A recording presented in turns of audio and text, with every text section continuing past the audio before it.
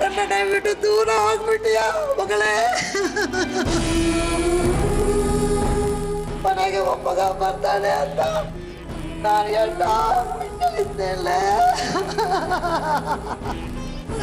ನನ್ನ ಮಗಳು ಬಿದ್ದಿದ್ದೆ ತಪ್ಪಾಯ್ತು. ನನ್ನ ಅಮ್ಮ ಅಮ್ಮ ಅಂತ ಕರೆಯೋರು ಯಾರಿದ್ದಾರೆ?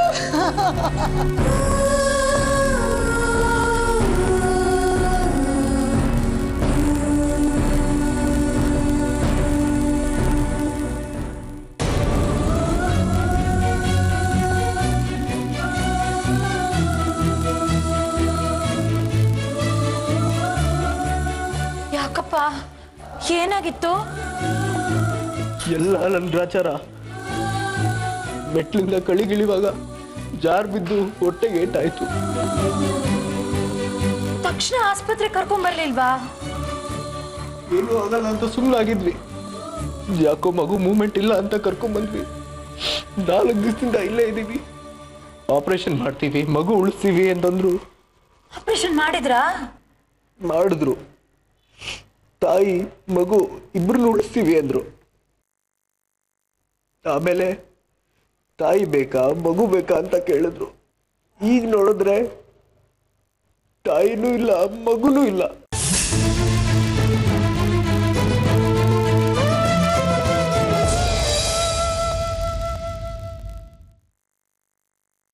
ಅದ್ಕೆ ಅದ್ಕೆ ಅದ್ಕೆ ಹೇಳ ಹಲ್ಲೆ.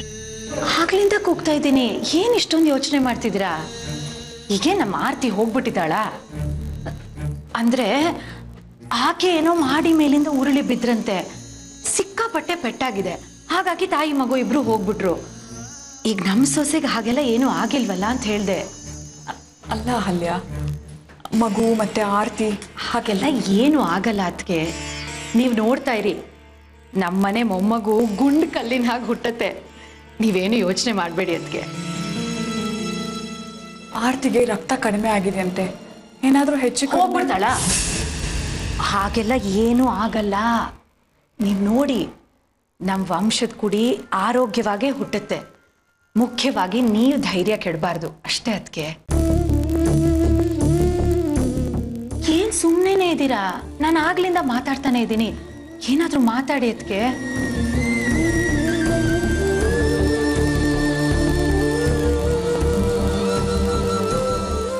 ಸೂರ್ಯನ ಆಗ್ಲೇ ಡಾಕ್ಟರ್ ಕರೆದ್ರು. ಏನ್ ಹೇಳಿದ್ರು ಗೊತ್ತಾ? ಏನ್ ಹೇಳ್ತಾ ಇದ್ದೀರಾ ಡಾಕ್ಟರ್ ನೀವು? ಈಗ ಸಾರಿ ಅಂದ್ರೆ ಏನ್ ಅರ್ಥ? ನಿಮ್ಮನ್ನ ನಂಬಿತಾನೆ ನಾವು ಅಡ್ಮಿಟ್ ಮಾಡೋದು.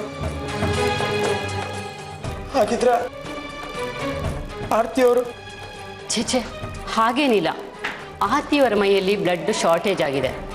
ತುಂಬ ಬ್ಲಡ್ ಡಿಸ್ಚಾರ್ಜ್ ಆಗಿದೆ. ಸೊ ತಾಯಿ ಮಗು ಜೀವ ಪ್ರಾಬ್ಲಮ್ನಲ್ಲಿದೆ. ಹಾಗಿದ್ರೆ ಹೀಗೇನು ಮಾಡೋಕ್ಕಾಗಲ್ವಾ? Please doctor, please save my wife, please. ನಾವೀಗ ಅದನ್ನೇ ಮಾಡ್ತಾ ಇರೋದು ಸೂರ್ಯ ಅವರೇ. ಈಗೊಂದು ಆಪರೇಷನ್ ಮಾಡಬೇಕು. ಮಾಡಿ ಡಾಕ್ಟರ್, ಪ್ಲೀಸ್ ಬೇಗ ಮಾಡಿ. ಅದೇನೇ ಫಾರ್ಮಾಲಿಟೀಸ್ ಇದ್ರು ನಾನು ನೋಡ್ಕೋತೀನಿ. ಮಾಡ್ಬೋದಾಗಿತ್ತು, ಆದರೆ ಅವ್ರಿಗೆ ಬಿ ಪಿ ತುಂಬ ಲೋ ಆಗಿದೆ. ಪ್ರೆಗ್ನೆನ್ಸಿ ಶುಗರ್ ಬಂದಿರಬಹುದು ಅಂತ ಡೌಟು. ಅದಕ್ಕೆ ಚೆಕಪ್ ಮಾಡೋಕ್ಕೆ ಹೇಳಿದ್ದೀನಿ. ಹಾಗಾಗಿ ಈಗಲೇ ಆಪರೇಷನ್ ಮಾಡೋಕ್ಕಾಗಲ್ಲ. ಮತ್ತಿವಾಗ 1 ವೀಕ್ ಅಬ್ಸರ್ವೇಷನಲ್ಲಿ ಇಡಬೇಕು.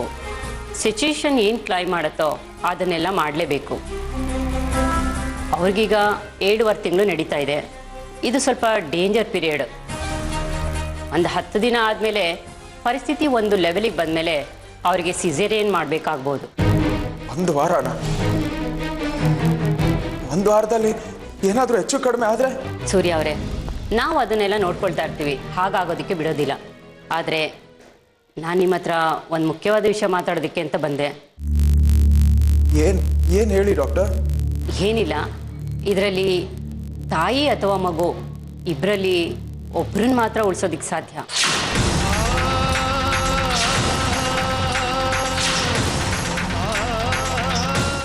ಯೋಚನೆ ಮಾಡಿ, ನಿಮ್ಗಿನ್ನೂ ಟೈಮ್ ಇದೆ. ಎಲ್ಲರ ಜೊತೆ ಮಾತಾಡಿ ಒಂದು ಡಿಸೈಡ್ ಮಾಡಿ.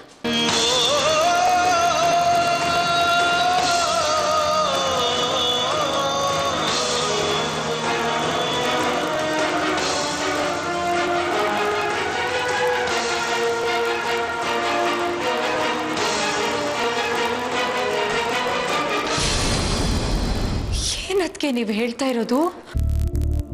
ಆರ್ತಿ ಅಥವಾ ಮಗು ಇಬ್ರಲ್ಲಿ ಒಬ್ಬರೇ ಉಳಿಯೋದಂತ? ಅಯ್ಯೋ ದೇವ್ರೆ, ಇದೆಲ್ಲ ಏನಾಗ್ತಾ ಇದೆ?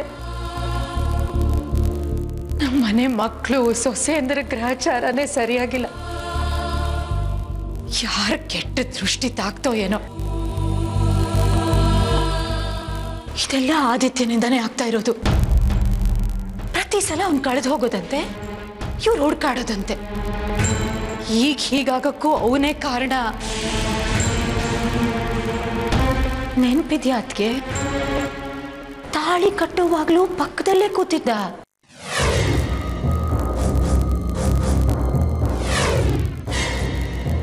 ಸೇರೊದ್ದು ಆರ್ತಿ ಮನೆ ಒಳಗ್ ಕಾಲಿಡುವಾಗ ಅವಳ ಜೊತೆಲೇ ಇದ್ದ.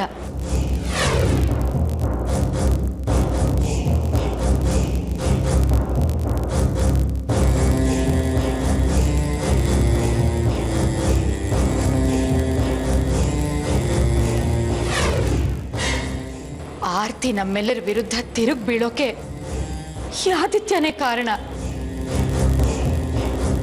ಸೂರ್ಯ ಮನೆ ಬಿಟ್ಟು ಹೋಗಕ್ಕೂ ಆದಿತ್ಯನೇ ಕಾರಣ ತಾನೆ. ಸೂರ್ಯ ಜೈಲ್ ಪಾಲಾಗೋಕ್ಕೂ ಅವನೇ ಕಾರಣ.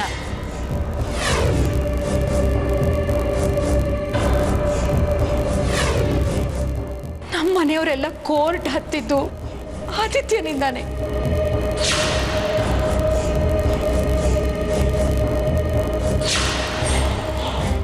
ಅದೇ ನಮ್ಮನೆ ಮಗು ಆಗಿದ್ರೆ ಇಂಥ ಬುದ್ಧಿ ಇರ್ತಿತ್ತ ಹೇಳಿ? ಹೀಗ್ ನೋಡಿದ್ರೆ ನಮ್ಮ ವಂಶದ ಕುಡಿಗೆ ಹೀಗಾಗಕ್ಕೂ ಆದಿತ್ಯನೇ ಕಾರಣ. ಈಗ ನಮ್ಮನೆ ಮೊಮ್ಮಗು ಹೇಗಾದ್ರೂ ಬದುಕ್ ಬರ್ಲಪ್ಪ ಅಂತ ಬೇಡ್ಕೊಳ್ಳೋ ಸ್ಥಿತಿ ಬಂದ್ಬಿಟ್ಟಿದೆ ನಮ್ಗೆ.